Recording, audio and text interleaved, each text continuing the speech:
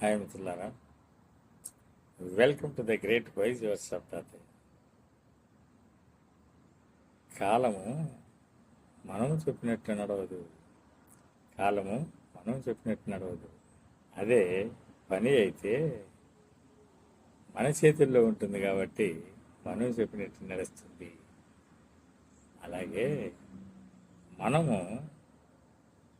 సమాజంలో గొప్ప వాళ్ళగా గుర్తింపు పొందాలంటే, అదే మనము సమాజంలో గొప్ప వాళ్ళగా గుర్తింపు పొందాలంటే ముందు 100 మంది గొప్ప వాళ్ళ గురించి తెలుసుకోవాలి.